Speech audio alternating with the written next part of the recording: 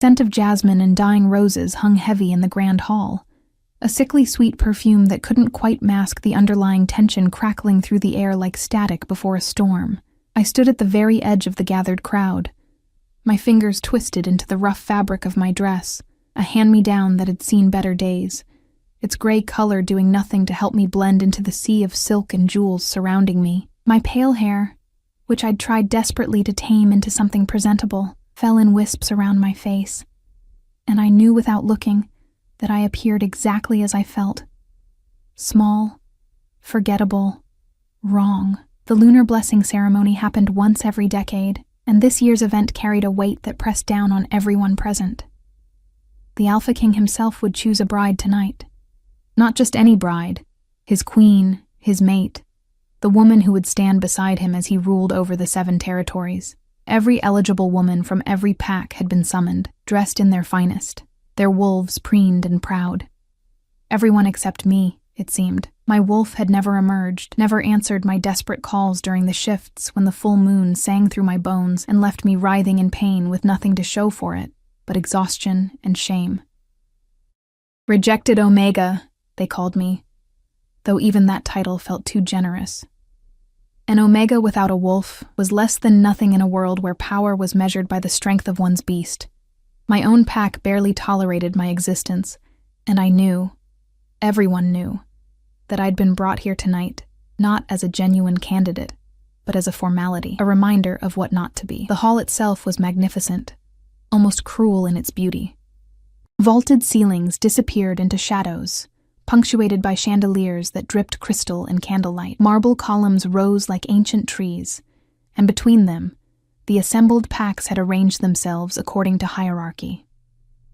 The strongest, most beautiful she-wolves positioned themselves near the center, where the Alpha King would walk. Their confidence radiated outward in waves that pushed against my skin like physical force. I had tried to leave earlier, had actually made it to the doors before my pack's beta, a cruel woman named Helena, had caught my arm with claws that drew blood through the thin sleeve of my dress.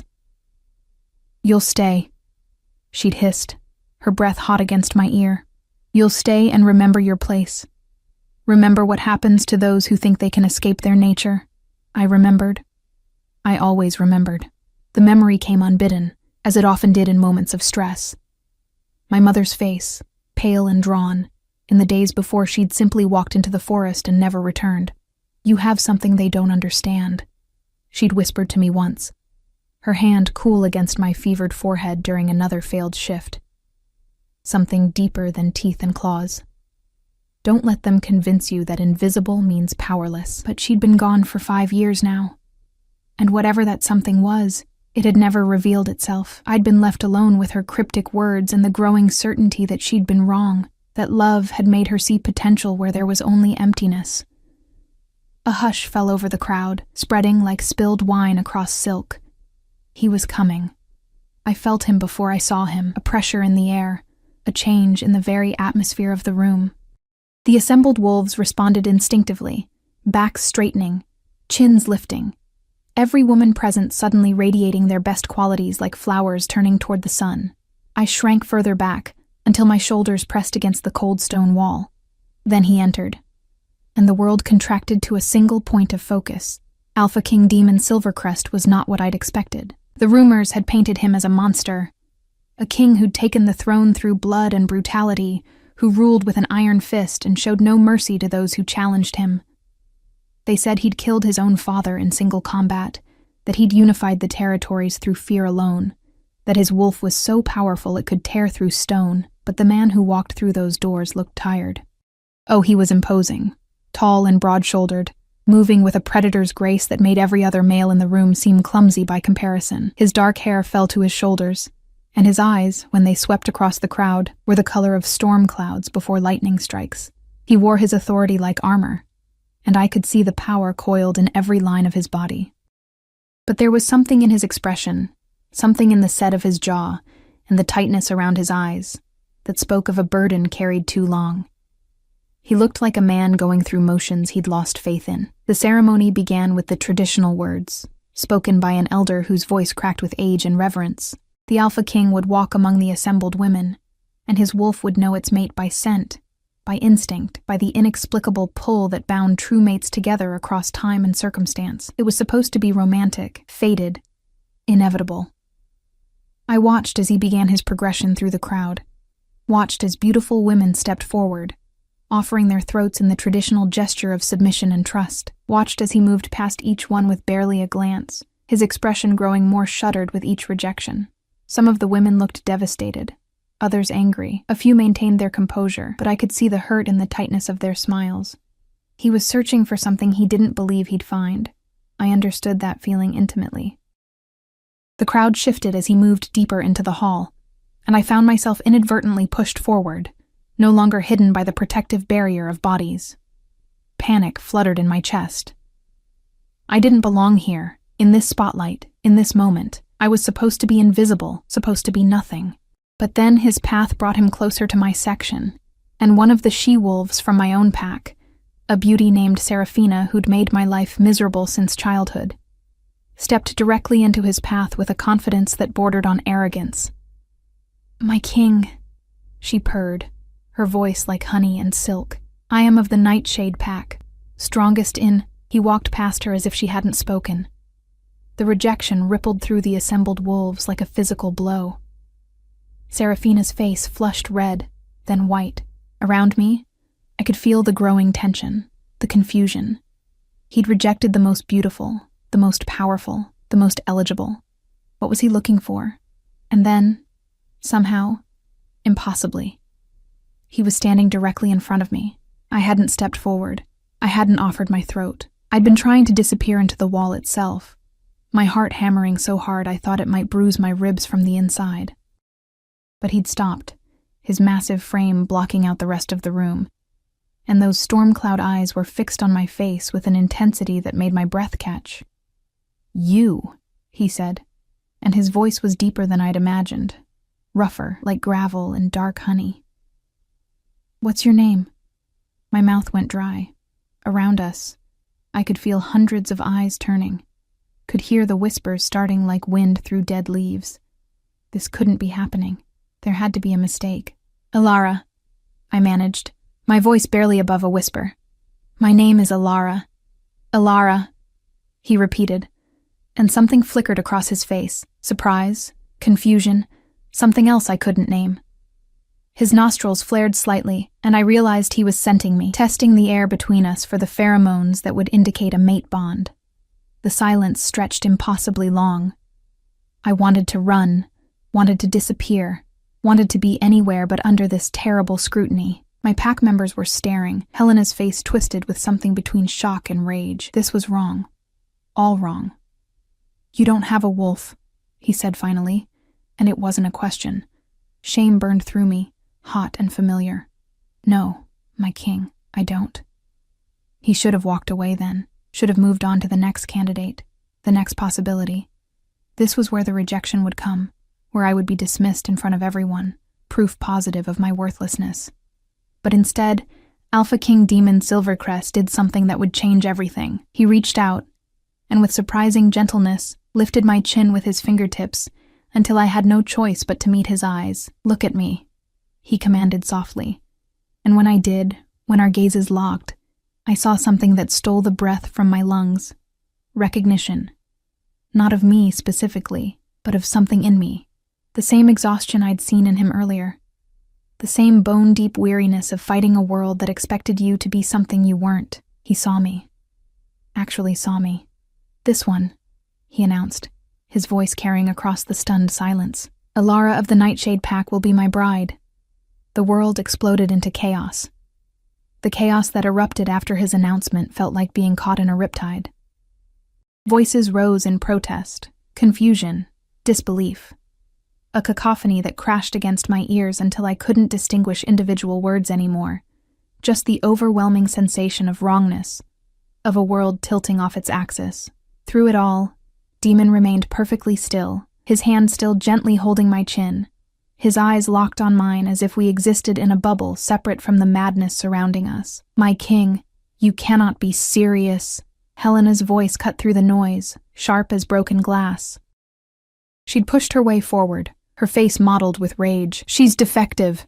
She has no wolf, no strength, No value to offer the crown. This is an insult to every proper she-wolf here. Other voices joined hers, a mounting wave of objection. I watched Demon's jaw tighten, saw something dangerous flash in those storm cloud eyes. His hand dropped from my face. But before I could retreat, he'd moved to stand beside me, a wall of solid muscle and barely contained power between me and the hostile crowd. Are you questioning my choice? His voice hadn't risen, but it carried a weight that silenced the hall instantly. The temperature seemed to drop 10 degrees.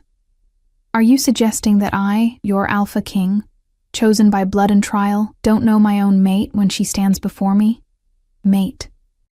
The word hung in the air like a bell that couldn't be unrung. He'd claimed me not just as a bride, but as his fated mate. The lie, because surely it had to be a lie, was so enormous, so impossible, that for a moment no one seemed capable of responding. Helena recovered first, though her voice had lost some of its certainty. My king, forgive me, but the bond. Surely you felt the mate bond. With her? The skepticism in her tone made it clear what she thought of that possibility. What I feel is not subject to your approval or understanding, Demon replied coldly. The decision is made. Ilara will be prepared and escorted to the palace at dawn. This ceremony is concluded. He turned then, not waiting for further protest, and offered me his arm, with a formality that seemed absurdly courteous given the circumstances. I stared at it for a moment, my mind struggling to process what was happening. This had to be a cruel joke, some elaborate form of punishment I didn't understand yet, but his expression held no mockery, only a strange kind of patience, as if he knew I needed time to adjust to this new reality he'd thrust upon me. With trembling fingers, I placed my hand on his arm. The fabric of his formal jacket was soft beneath my touch, and I could feel the solid strength of him beneath it, the warmth that radiated from his skin. He led me through the parted crowd, every step feeling like walking through a dream or a nightmare. Faces blurred past, some shocked, some envious, many hostile. Serafina looked like she wanted to claw my eyes out. Others from my pack wore expressions of calculation, probably already wondering how to use this unexpected development to their advantage. We emerged into the cool night air, and I sucked in a breath, not realizing until that moment how stifled I'd felt in that hall. The moon hung heavy and full above us, its light painting everything silver. Demon didn't release my arm immediately, instead guiding me down the marble steps toward where several expensive vehicles waited, along with guards whose eyes tracked our every movement. You're afraid of me, he observed quietly, and it wasn't a question. I'm afraid of everything right now, I admitted, because what was the point of lying? I don't understand why you chose me. I don't understand any of this. He was silent for a long moment, his gaze distant, fixed on something I couldn't see. Neither do I, he said finally, and the raw honesty in his voice made me look up at him sharply. When I walked into that hall tonight, I expected to find no one. I've attended 3 such ceremonies before, and each time, he trailed off, shaking his head. But when I caught your scent, when I saw you trying to disappear into that wall, something shifted. I can't explain it. There's no mate bond. You're right to question that, but there's something. The admission should have terrified me more, but instead, I felt a strange kinship with this powerful man who seemed as lost as I was. What happens now? I asked softly. Now you'll return to your pack for the night. Tomorrow, you'll be brought to the palace, and we'll begin the preparations for the binding ceremony. You'll have attendants, tutors, everything you need to learn what's expected of a queen. He paused, then added almost gently, I won't force anything on you, Ilara. Whatever this is between us, we'll figure it out together. Before I could respond, a commotion erupted behind us. I turned to see several members of my pack emerging from the hall, led by our alpha, a grizzled man named Rowan whose authority I'd always feared. His face was unreadable as he approached, but I knew him well enough to sense the calculation behind his eyes. Alpha King, Rowan said, bowing respectfully. If I may have a word about the girl? Demon's posture shifted subtly, becoming more guarded. Speak. Ilara has been a ward of our pack since her mother's passing. We've cared for her despite her limitations. I merely wish to ensure that you understand fully what you're taking on. She requires special considerations, special handling. Perhaps you should choose your next words very carefully." Demon interrupted, his voice like ice. "Because it sounds dangerously close to you, suggesting I'm incapable of caring for my own chosen bride." Rowan paled slightly but pressed on. "Of course not, my king. I only meant—" "I know exactly what you meant." Demon's eyes swept over the assembled pack members, and I saw several of them flinch under his gaze. "I'm aware of how Alara has been treated in your pack. The scars on her arm, the way she stands like she's used to being struck, the fact that she owns one dress and it's barely held together, none of that escaped my notice. So when you speak of care, understand that I'm watching. If I find that she's been mistreated tonight, or at any point before she reaches my palace tomorrow, there will be consequences."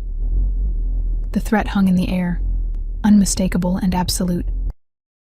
I stood frozen, shocked that he'd noticed so much in such a brief encounter, that he'd seen details I'd thought were invisible. Helena's face had gone ashen, and I knew she was remembering every casual cruelty, every lesson she'd delivered with claws and words designed to break. Rowan recovered his composure with visible effort. "Of course, my king. Alara will be treated with the utmost respect and delivered to you safely at dawn. See that she is." Demon turned back to me, and his expression softened slightly. "Can you endure one more night with them?" The question was asked quietly enough that only I could hear. I wanted to say no, wanted to beg him to take me away from this place immediately, but pride, the same stubborn pride that had kept me alive through years of rejection, made me lift my chin. "I've endured worse," I said, which was true enough.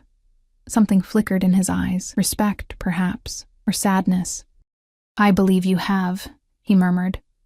Then, in a gesture that sent gasps rippling through the watching crowd, he lifted my hand and pressed his lips to my knuckles, a formal kiss that nevertheless felt intimate in its gentleness. "Until dawn then, Alara, be strong a little longer." He released me and stepped back, nodding to one of his guards. "Escort her home safely. Station yourselves outside the pack house. If anyone approaches her with ill intent, you have my permission to intervene." The guards moved immediately, flanking me with a professionalism that made it clear this wasn't a request. Demon held my gaze for one more moment, and I thought I saw something vulnerable flash across his face. Hope, maybe, or fear that this gamble he'd taken would prove disastrous. Then he was gone, sliding into one of the waiting vehicles with a fluid grace that reminded me he was far more than just a man. The vehicle pulled away, taking him back toward the distant palace whose spires I could just make out against the moonlit sky. I was left standing with my pack and 2 royal guards, the weight of what had just happened settling onto my shoulders like a physical burden. Helena approached, her movements stiff with barely contained fury, but one of the guards shifted slightly, a subtle reminder of the Alpha King's warning. She stopped just outside arm's reach, her lips pulled back from her teeth, in something that might have been a smile, but looked more like a snarl. "Quite the performance," she hissed. "Do you really think this will last? That a king would truly want something like you? He's playing some game, using you for purposes we don't understand yet. And when he's done, when he casts you aside, you'll come crawling back here, and we'll remember this moment." I wanted to tell her she was probably right, that I thought the same things, that I was terrified of being a pawn in something I couldn't comprehend. But the memory of Demon's hand on my chin, the way he'd looked at me like I was something precious rather than broken, made me straighten my spine. "Maybe," I said quietly, "but until then, I'm going to be a queen, and you're going to have to bow." The shock on her face was worth every terrified heartbeat thundering in my chest. The walk back to the pack house felt surreal, the guard's presence ensuring that no one dared approach me, though I could feel eyes watching from every shadow. When we reached the small room I'd occupied for years, barely more than a closet with a thin mattress and a single window, one of the guards inspected it briefly before taking up position outside my door. I sat on the edge of my bed, my hands shaking with delayed reaction. In less than 12 hours, my entire existence had been upended. Tomorrow I would leave this place, possibly forever, and enter a world I knew nothing about. I would stand beside a man who wielded enough power to reshape territories, who'd chosen me for reasons neither of us fully understood. And somewhere in the darkness of that same night, that man sat in his palace, perhaps wondering if he'd made a terrible mistake, if the strange pull he'd felt toward a wolfless Omega would prove to be his undoing. Neither of us slept much that night, I suspected, both of us caught between an ending and a beginning, unsure which would bring salvation and which would bring ruin. The moon watched through my window, silent and knowing, counting down the hours until dawn. Bloco 3. Dawn arrived with a gentleness that felt at odds with the upheaval in my chest. I'd spent the night in a state between waking and dreaming, every sound making me flinch, half expecting Helena or one of the others to find some way around the guards, some method of delivering one final punishment before I slipped beyond their reach. But the guards had remained steadfast, and when pale light finally began filtering through my small window, I was still untouched, still whole. I had nothing to pack. The realization was both humiliating and oddly freeing. My entire existence fit into the clothes on my back, and a few small items that held more sentimental value than practical use. My mother's hairbrush with its cracked handle, a book of pressed flowers we'd collected together, a sketch she'd drawn of me as a child, smiling in a way I hadn't smiled in years. I wrapped these carefully in the spare cloth I used as a pillowcase, my hands moving through the familiar motions while my mind remained elsewhere. The sound of vehicles approaching pulled me to the window. 3 sleek black cars rolled up to the pack house, their polished surfaces reflecting the morning sun like dark mirrors. They screamed wealth and power, so out of place in our modest territory that several pack members had emerged from their homes to stare. The guards at my door knocked softly, respectfully, a courtesy I'd never experienced before. "Miss Ilara, your transport has arrived."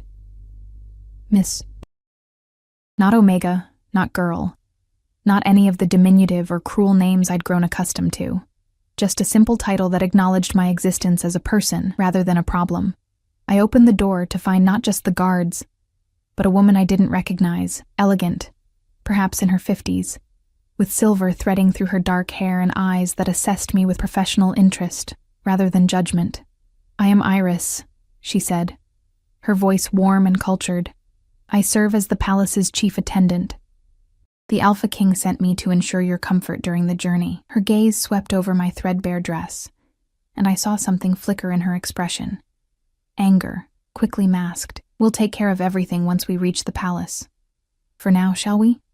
She offered her hand as if I were someone worth touching, someone whose dignity mattered. I took it, my fingers trembling slightly, and allowed her to guide me down the narrow hallway. As we passed through the main room, I saw Helena standing near the entrance, her face a mask of false pleasantness that didn't reach her eyes. Rowan stood beside her, looking uncomfortable. "Safe travels, Ilara," Helena said, her voice dripping with false sweetness. "Do give our regards to the Alpha King. I'm sure you'll make us all so proud." The words were meant to cut, to remind me that I was leaving, but would never truly escape, that I carried their mark whether I wanted to or not.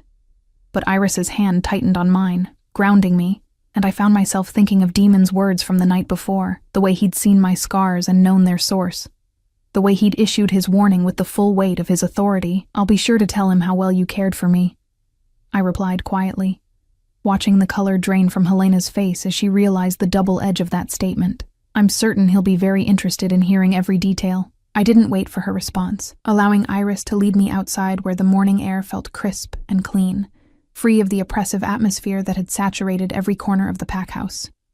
The other pack members maintained their distance, but I could feel their stares, their confusion and resentment mixing with something that might have been envy.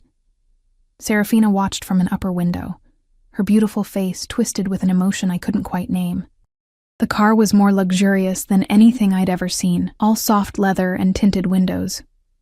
Iris settled me into the back seat with a care that suggested she understood how overwhelmed I felt, then took her place beside me while the guards occupied the other vehicles. As we pulled away, I turned to look back one final time at the only home I'd ever known, a place that had never truly wanted me, that had made sure I understood my unworthiness with every passing day. I didn't feel sad to leave it behind. I felt terrified of what lay ahead, yes, but not sad. There was nothing there worth mourning. "The journey will take approximately 3 hours," Iris said gently, pulling my attention back to the present. "Would you like some breakfast? I brought provisions." I realized I hadn't eaten since the previous afternoon, my stomach too knotted with anxiety to consider food before the ceremony. Now it growled audibly, and I felt heat creep up my neck.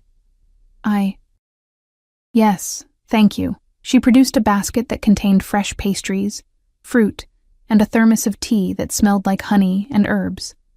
As I ate, trying to be careful and neat despite my hunger, Iris began speaking in a calm, measured way that I gradually realized was intentional, designed to give me information without overwhelming me.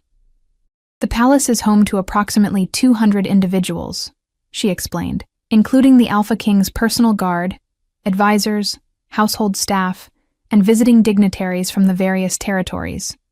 It's large, yes, but you'll learn your way quickly. You'll have your own suite of rooms, of course, and personal attendants to help you adjust.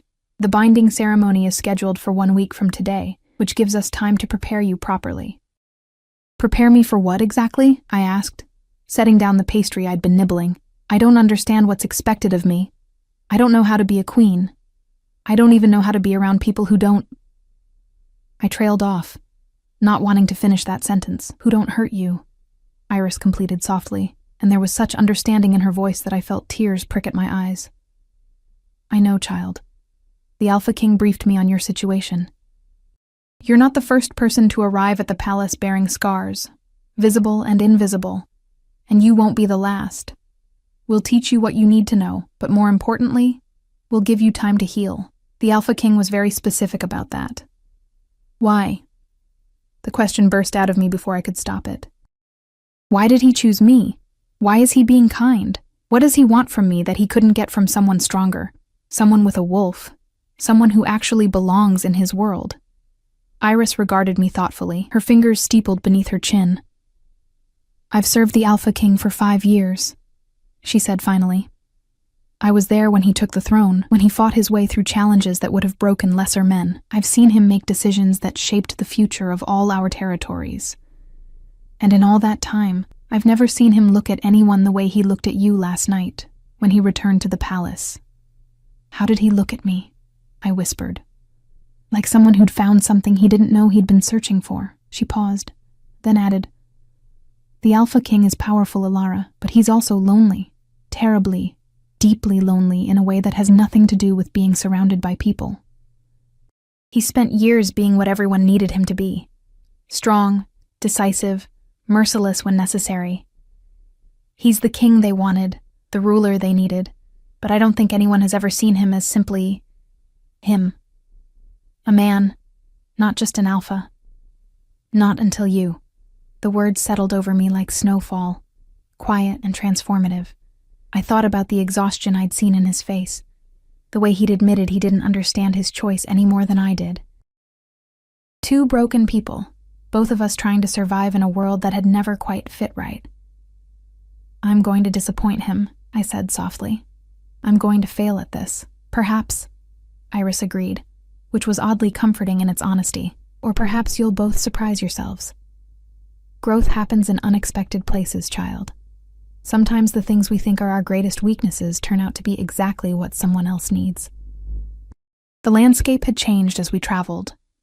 The modest territories giving way to more prosperous lands, then to the royal territory itself.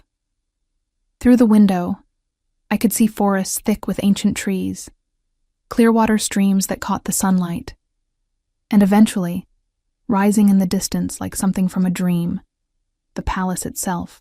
It was magnificent and terrifying in equal measure, constructed of pale stone that seemed to glow in the morning light.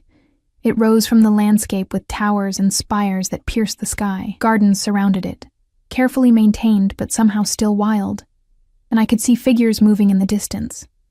Guards, I assumed, or staff going about their morning duties. "Welcome to Silvercrest Palace," Iris said quietly. "Your new home." The cars passed through massive gates guarded by warriors whose alertness was palpable even from inside the vehicle. We drove up a long, winding path lined with trees whose branches formed a canopy overhead, dappling everything in shifting patterns of light and shadow. My heart hammered harder with each passing moment, each foot closer to this new life I'd been thrust into. The vehicles finally stopped before a grand entrance where marble steps led up to doors that looked heavy enough to withstand a siege. As I emerged from the car, still clutching my pathetic bundle of belongings, I became aware of people gathering. Staff members, I realized, lined up in a sort of informal welcome. Their faces showed curiosity, some skepticism, but nothing like the open hostility I was accustomed to. And standing at the top of the steps, backlit by the morning sun streaming through the open doors behind him, was Demon. He'd changed from the formal attire of the ceremony into simpler clothes, dark pants and a shirt with the sleeves rolled to his elbows, revealing forearms marked with scars that told stories of battles fought and survived. His hair was tied back, and without the trappings of ceremony, he looked younger, more approachable, but those storm-cloud eyes held the same intensity as they tracked my progress up the steps. "Ilara," he said as I reached him, and my name in his voice still felt like something precious, something I didn't quite know how to hold. "Did you sleep?" The question was so unexpected, so mundane and caring, that I almost laughed. "Not much," I admitted. "You?" A ghost of a smile touched his lips. "Not at all." He glanced at the bundle in my arms, and I saw his jaw tighten. "Is that everything you own?" Shame burned through me. Yes. For a moment, something dangerous flashed in his eyes. Not directed at me, but at the pack I'd left behind, at the life that had given me so little. Then he took a breath and extended his hand. "Then we'll remedy that. Come, let me show you your rooms, and then we have much to discuss." I placed my hand in his, feeling the calluses on his palm, the strength in his fingers as they closed gently around mine. The assembled staff bowed as we passed, and I caught glimpses of their faces, curious, reserved, but not unkind. Iris followed at a discreet distance as Demon led me through corridors that seemed to stretch endlessly, past rooms that promised comfort and luxury I'd never imagined. Finally, he stopped before a set of double doors carved with intricate designs, wolves running beneath a full moon, their forms fluid and graceful. "These are your chambers," he said, pushing the doors open to reveal a suite that stole my breath. Sunlight poured through floor-to-ceiling windows that overlooked the gardens. The main room was decorated in soft blues and silvers, with furniture that looked both elegant and comfortable. Through an open doorway, I could see a bedroom with a bed large enough for 3 people, piled with pillows and covered in fabric that looked impossibly soft. Another door revealed a bathroom with a tub that could have doubled as a small pool.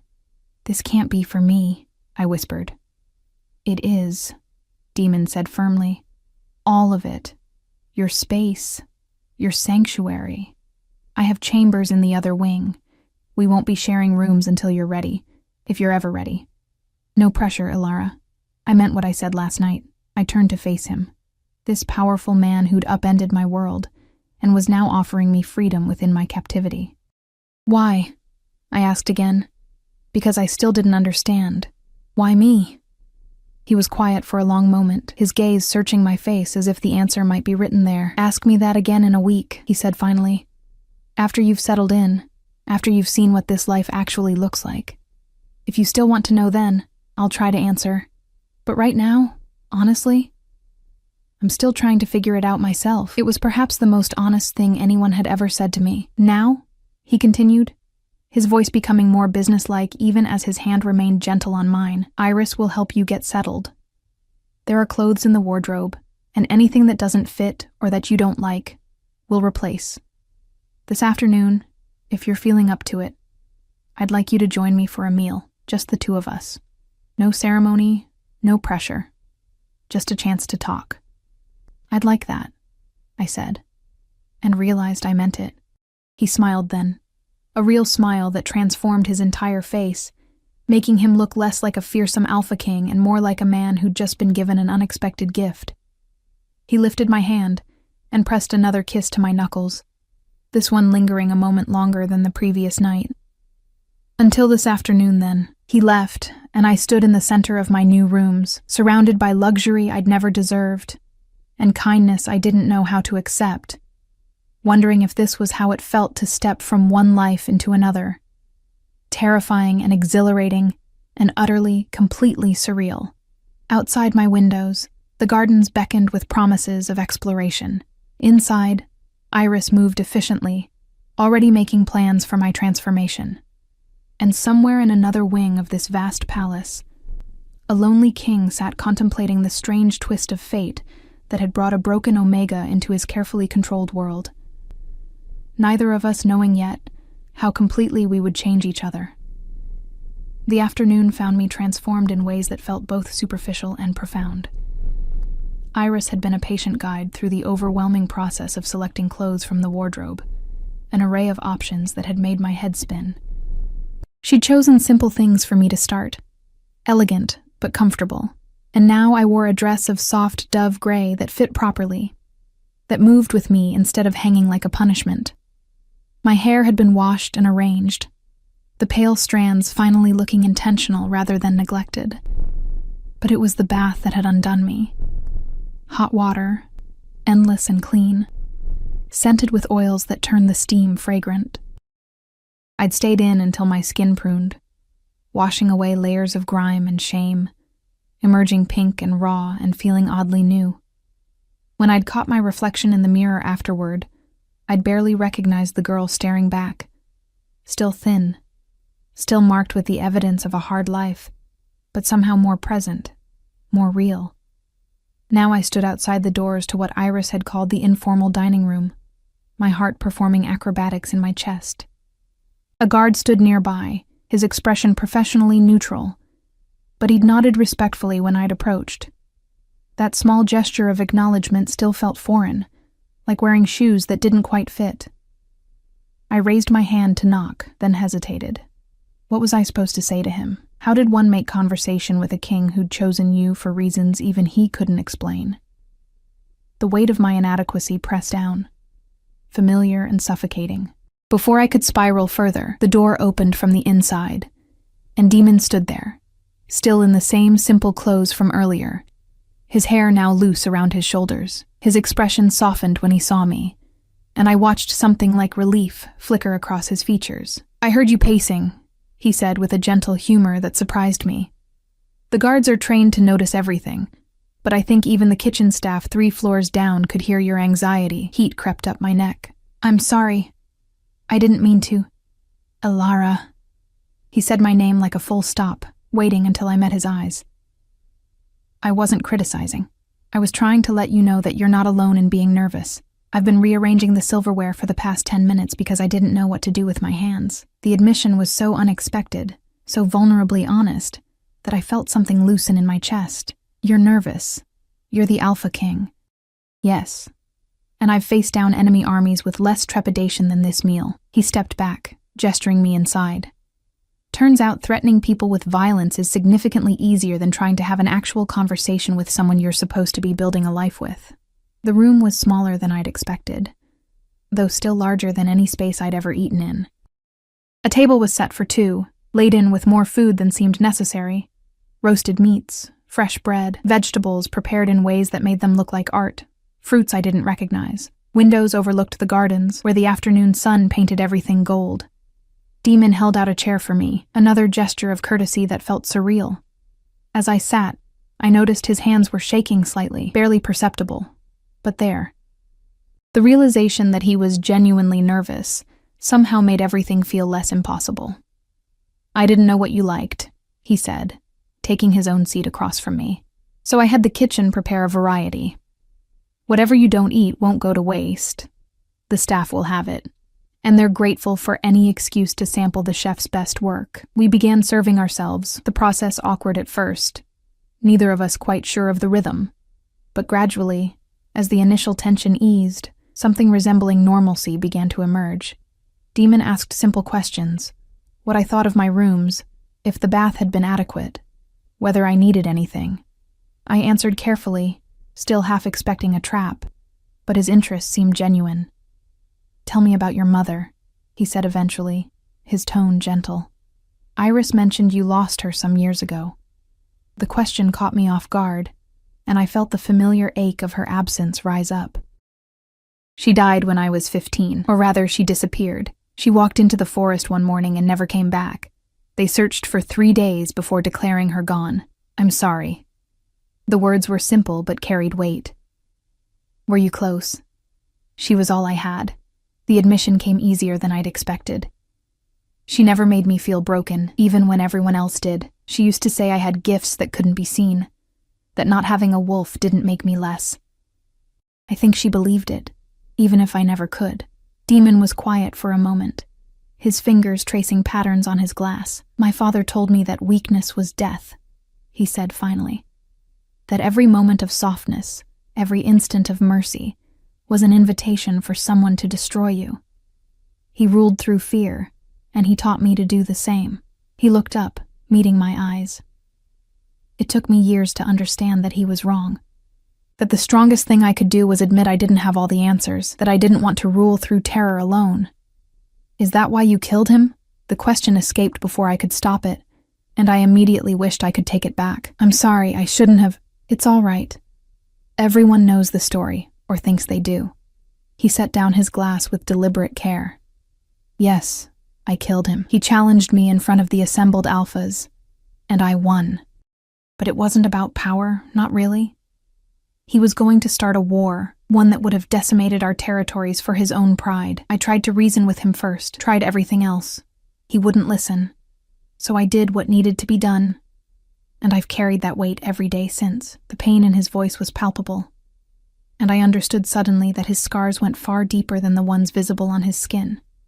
Do you regret it? I regret that it was necessary. I regret that he never gave me another choice. But I don't regret protecting our people from his madness. He paused, then asked, Does it frighten you? Knowing what I'm capable of, I considered the question honestly, examining my feelings. No, I said finally. What frightens me is cruelty for its own sake, violence for pleasure. What you describe sounds like burden. Like you did something terrible because the alternative was worse. Something shifted in his expression. Gratitude, perhaps, or recognition. Most people see me as a monster. They're not entirely wrong. I've done things that haunt me, made decisions that cost lives. But I've tried to be the king our territories needed, even when it meant becoming someone I didn't always recognize. And now? I asked softly. Who are you trying to be now? He leaned back, a wry smile touching his lips. Honestly, I'm trying to figure out if it's possible to be both a king and just a person. Someone who can have conversations over meals without constantly calculating threats and alliances. Someone who can choose a bride because something about her felt right, rather than because it made political sense. We're quite a pair, I observed, surprising myself with the hint of humor in my voice. A king who doesn't know how to be human, and an Omega who doesn't know how to be anything at all. You're more than nothing, Alara. His voice carried conviction that made me want to believe him. You survived years in a pack that should have protected you, but instead made you a target. You walked into that ceremony knowing you'd be rejected, humiliated, and you held your head up anyway. That's not nothing. That's steel wrapped in softness. Tears pricked at my eyes, unexpected and unwelcome. I blinked them back, focusing on my plate. I don't feel strong. Neither do I most days, but we keep going anyway, don't we? We survive. We ate in companionable silence for a while, the pressure of constant conversation easing into something more comfortable. I found myself watching him when I thought he wasn't looking, the way he moved with unconscious grace, the way his expression would shift between public mask and private vulnerability.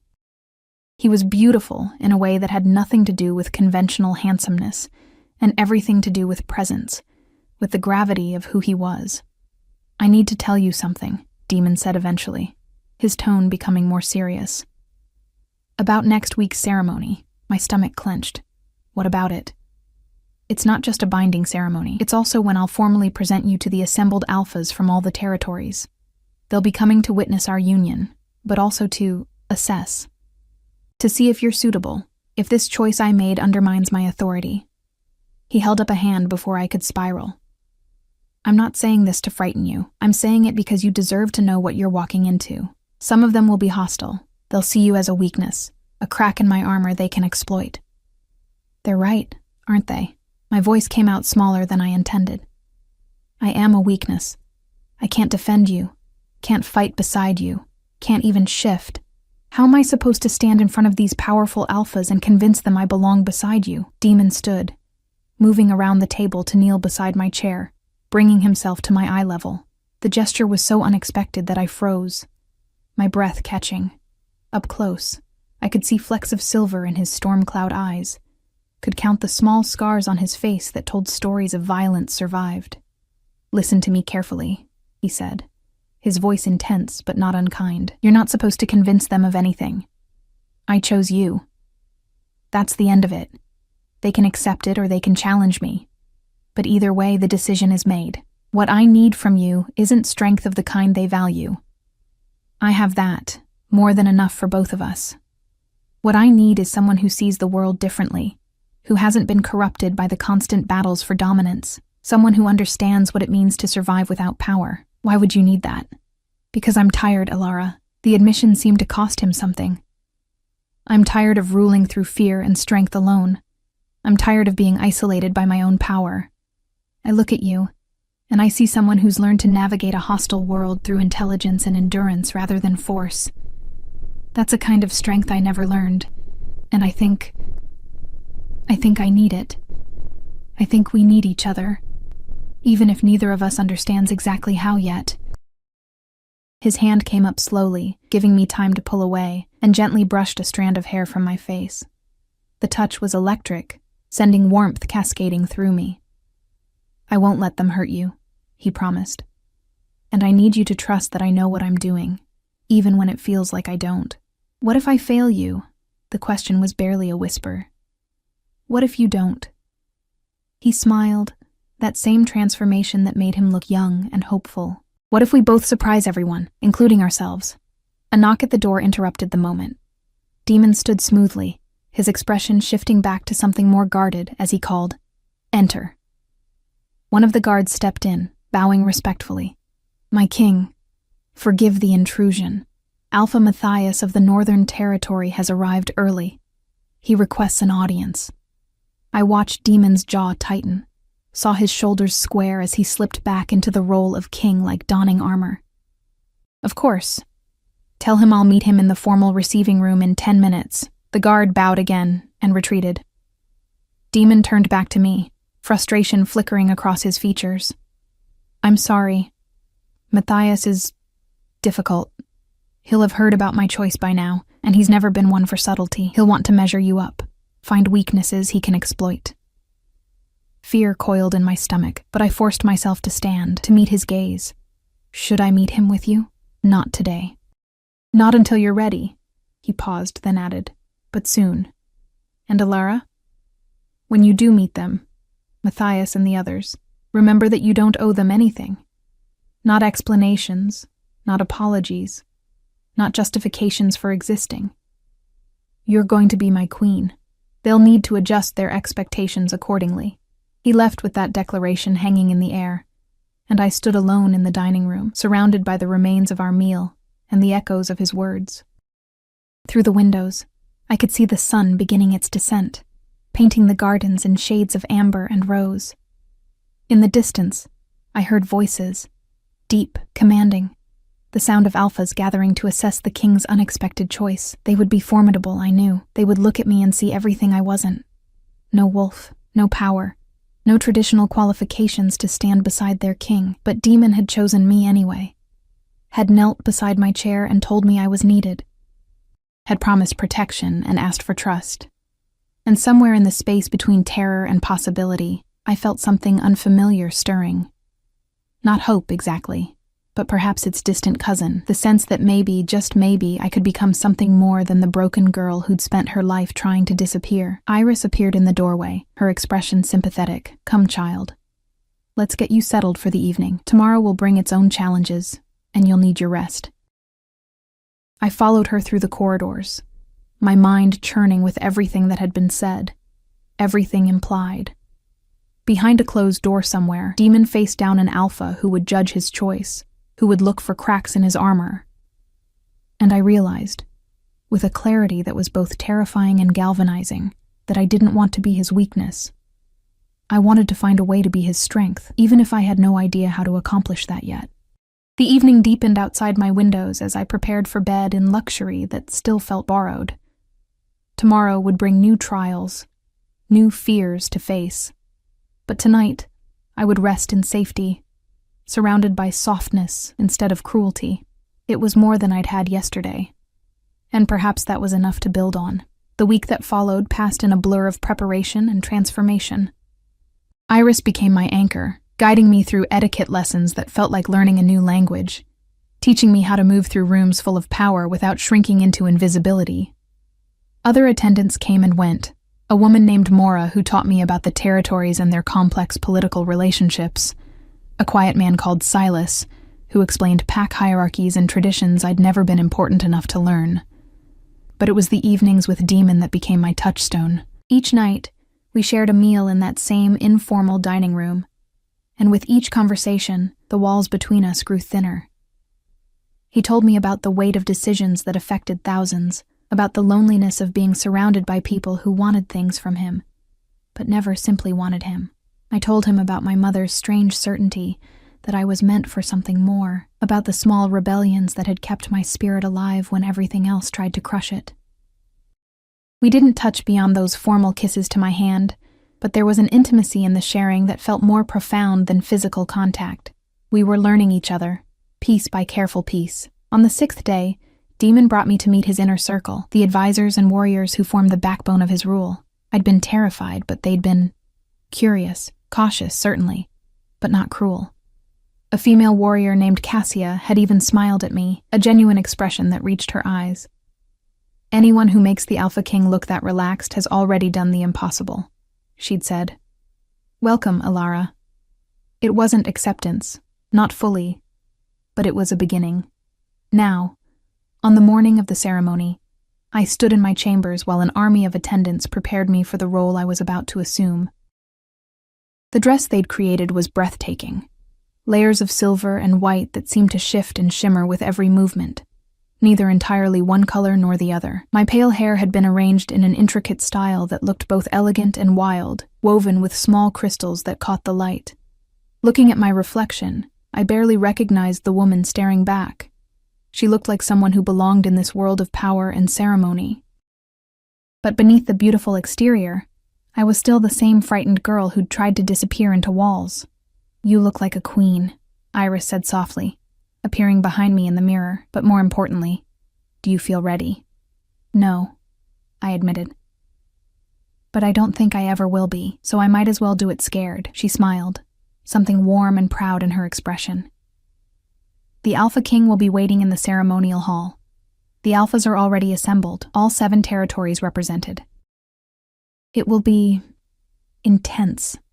But remember what he told you. You don't owe them anything but your presence. The walk to the ceremonial hall felt eternal.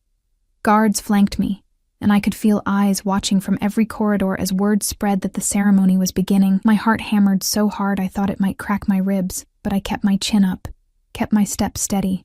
I'd survived worse than judgment. I could survive this. The doors to the hall opened, and the sheer scope of what awaited stole my breath. Hundreds of people filled the massive space.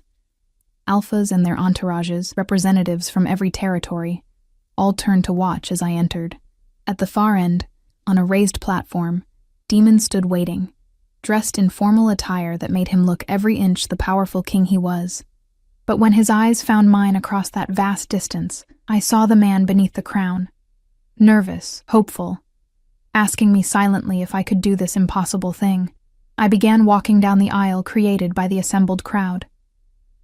Every step felt weighted with significance. I could feel their assessment, their skepticism, their confusion about why their powerful king had chosen someone so obviously inadequate.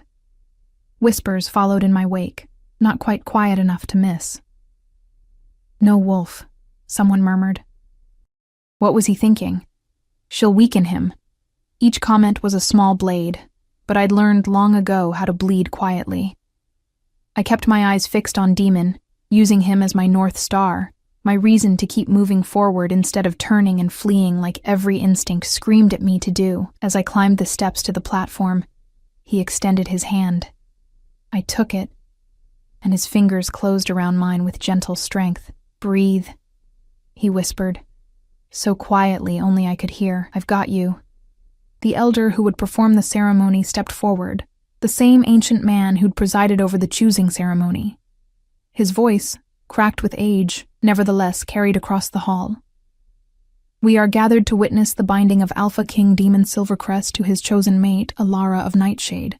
Before the assembled alphas of all territories, before the moon and stars, before the spirits of our ancestors, we ask, does any here challenge this union?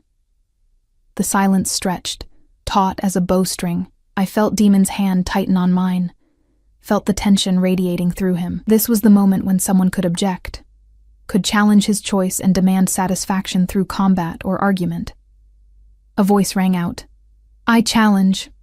The hall erupted in murmurs. I turned to see a massive alpha stepping forward. Matthias of the Northern Territory, the one who'd arrived early. He was enormous, radiating power and aggression, his eyes fixed on Demon with something between contempt and calculation.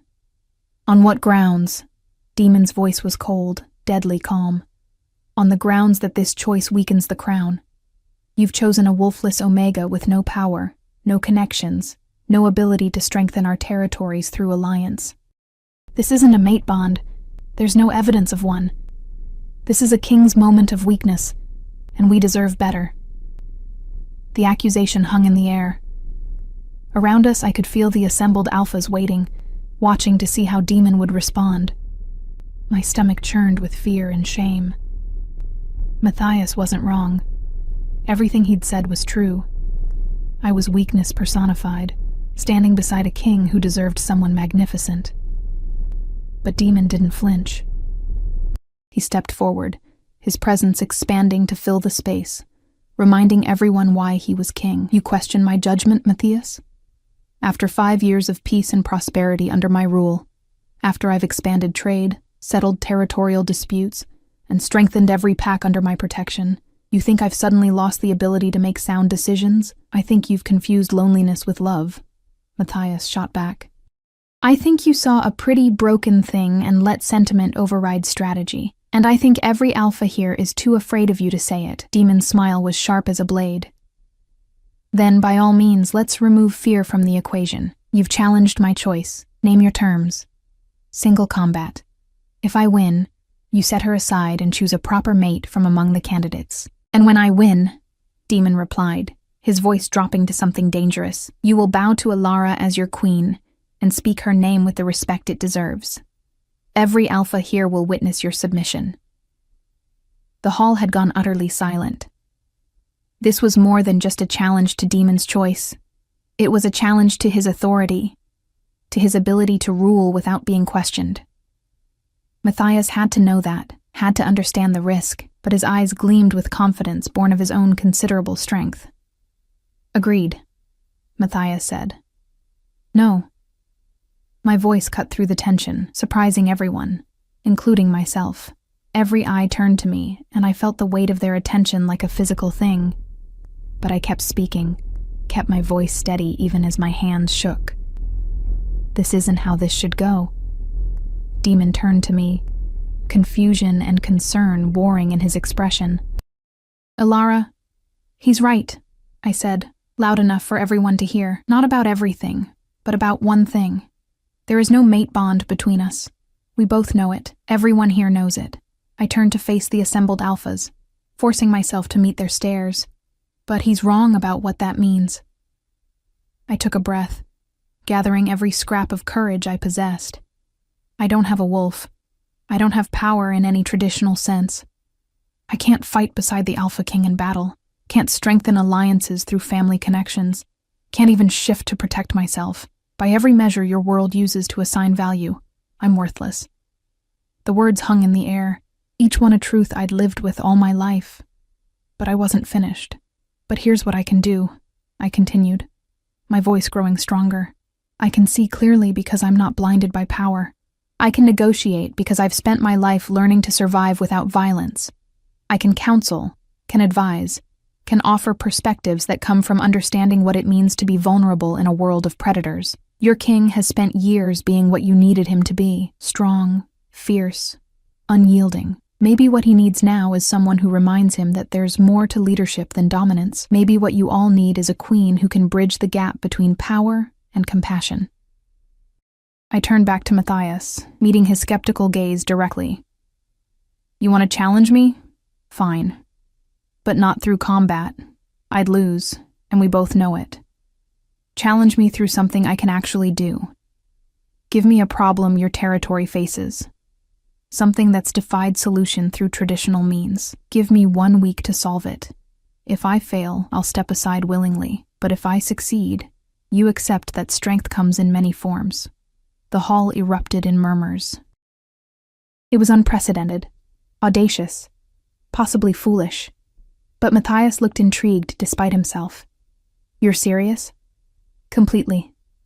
He studied me for a long moment, then nodded slowly. Very well. The Northern Territory has been plagued by a series of disappearances. Young wolves vanishing without trace, no bodies, no evidence. It's creating panic and distrust. Our strongest warriors have found nothing. If you can solve this mystery in 1 week, I'll accept your place beside the Alpha King. Agreed. I extended my hand, a human gesture in a wolf world. After a moment's hesitation, Matthias took it, his massive hand engulfing mine. Demon looked torn between pride and concern, but he nodded to the elder. The challenge is accepted. The binding ceremony will proceed, conditional upon its resolution. The ceremony continued, though the atmosphere had shifted from hostile skepticism to cautious curiosity when Demon and I spoke the traditional vows. When he placed a simple silver band on my finger, and I placed one on his, it felt less like an ending and more like a beginning, not just for us, but for a new way of thinking about power and partnership. That evening, as the assembled alphas feasted in the grand hall, Demon and I slipped away to a balcony overlooking the gardens. The moon hung full and heavy above us, painting everything silver. That was either brilliant or incredibly reckless, he said, though there was admiration in his voice. Probably both. I leaned against the railing, feeling the cool stone beneath my hands. I'm terrified I won't be able to solve his mystery. You will. His certainty was absolute, because you see things others miss, because you think differently, because you're exactly who I knew you were when I chose you in that hall. And what's that? He moved closer, until I could feel the warmth of him at my back. Someone brave enough to bet on herself when the world has spent years telling her she's worthless. Someone who turned a challenge to combat into a test of wit. Someone who's going to make an extraordinary queen. I turned to face him, and for the first time since we'd met, the distance between us felt like something that could be crossed. I'm still afraid, I admitted. Good. Fear means you understand the stakes, but you're not letting it stop you. His hand came up to cup my face, his thumb brushing across my cheekbone with infinite gentleness. Thank you for standing beside me today. For being brave when I needed you to be. Thank you for choosing me, I whispered. Even when it made no sense, it made perfect sense. I just didn't know it yet. He kissed me then, soft and questioning, giving me every opportunity to pull away. But I didn't. I leaned into it, into him, tasting possibility and promise, and the terrifying beauty of two broken people choosing to heal together. When we finally parted, both breathless, I rested my forehead against his chest and felt his arms come around me, solid and sure. Tomorrow would bring new challenges, a mystery to solve, skeptics to convince, a role to grow into. But tonight, I stood in the moonlight with a king who'd seen value where others saw only deficiency, and I let myself believe that maybe, just maybe, we could build something extraordinary from our unexpected beginning. The story wasn't over. In many ways, it was just beginning. But I was no longer the invisible girl trying to disappear into walls. I was Alara Silvercrest, queen-to-be, standing beside my king beneath the stars, ready to face whatever came next. Together, we would show them all that strength came in many forms, and that sometimes the greatest power lay not in dominance, but in the courage to be vulnerable, to choose compassion, to forge new paths where none existed before. And as the moon watched over us, bearing witness to promises made and challenges accepted. I understood finally what my mother had meant all those years ago. I did have something they didn't understand, not despite my lack of a wolf, but because of everything I'd survived without one. I had resilience. I had insight. I had the ability to see solutions where others saw only problems. And I had chosen a partner who valued those gifts as much as any warrior's strength. The future stretched before us, uncertain and daunting. But we would face it together, the Alpha King and his unconventional queen, rewriting the rules of what power meant, and proving that sometimes the most unlikely choices became the most transformative. The gardens below whispered in the night breeze, carrying with them the scent of jasmine and promise. And in Demon's arms, surrounded by moonlight and possibility, I finally felt like I'd come home.